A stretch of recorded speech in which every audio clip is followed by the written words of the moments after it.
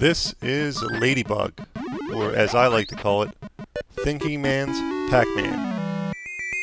And this is the ColecoVision cart for LadyBug. Looks like a standard ColecoVision cart, and we've all seen those before. So back to the action.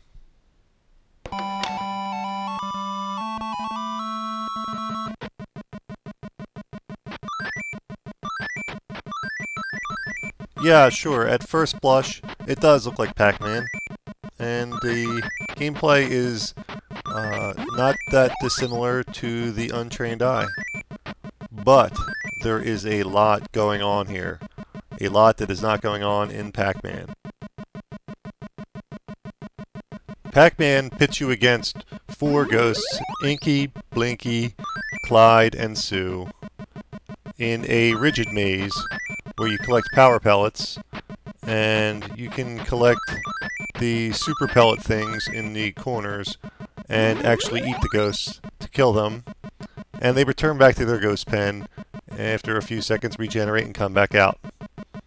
Not so in LadyBug.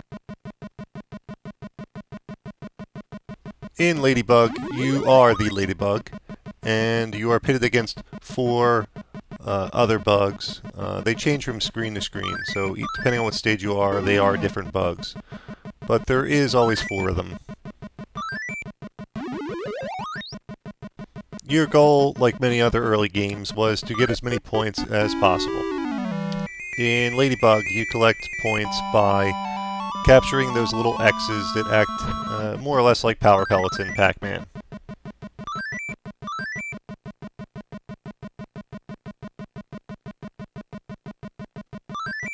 To get more than your standard 10 points per little X thing, you can collect various hearts scattered around, which give you a points multiplier, and you can see what points multiplier you're up to if you look to the right of the game board.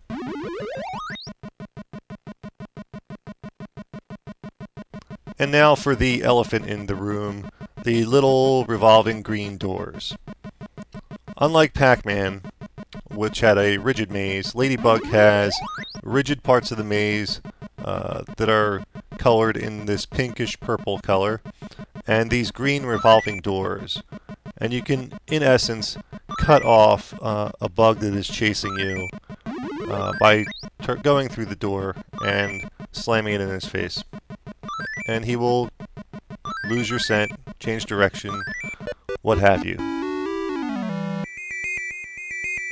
Now, you may have also noticed that unlike Pac-Man, the enemies, in this case bugs, take a lot longer to get out of their pen. It's actually on a visual timer if you see the green and white border going around the stage. That is the timer until the next bug comes out of its pen.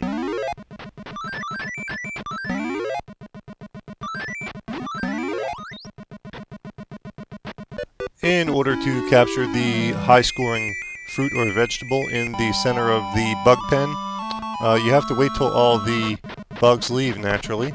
But you'll notice that when they all leave, the timer around the border continues to go, and once it reaches the beginning again, 1 bug goes back into the pen until the timer goes around for 1 revolution. So it adds a bit of a twist to getting the fruit or vegetable for those added bonus points.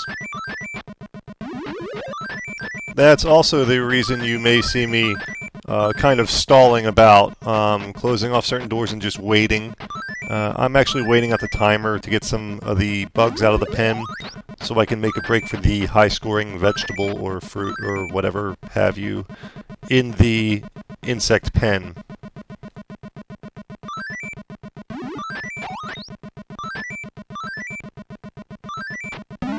Unlike Pac-Man, where you can get a superpower pellet thing and eat your ghosts, to kill your enemy in this, you have to guide them towards those little skull icons, which incidentally kill you also if you walk over them.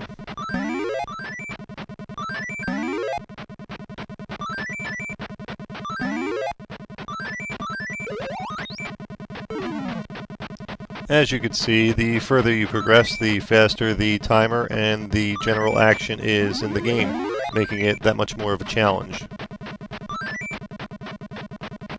And you may have noticed random letters scattered about, and they are a Mr. Do type feature. And like in Mr. Do, if you collect the letters that spell out extra, you get an extra life.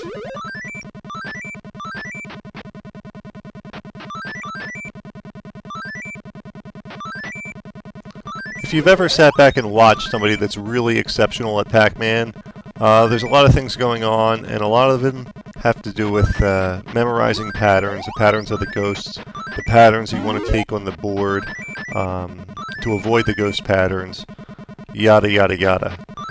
This is almost impossible to do in LadyBug, which makes the game a great challenge and a lot of fun to play.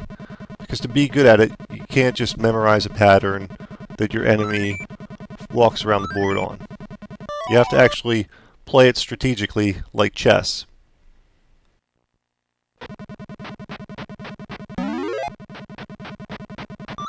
I wasn't really a big fan of LadyBug when I was a kid, but I did see it in every arcade, and there was always people playing it. And now that I'm older, I can appreciate LadyBug. I think I didn't like it very much when I was a kid because it required too much thought. It wasn't just fast-paced action. You had to actually think about what you were doing with each of those revolving doors. I highly recommend LadyBug. If you have a chance to pick it up for a couple of dollars, definitely do so. It's a fun game to play. The action is fast-paced, but you can pick right up from the beginning if you've never played before, and generally have a good time playing. I'm your host, Dami, for Classic Games Revisited. Until next time.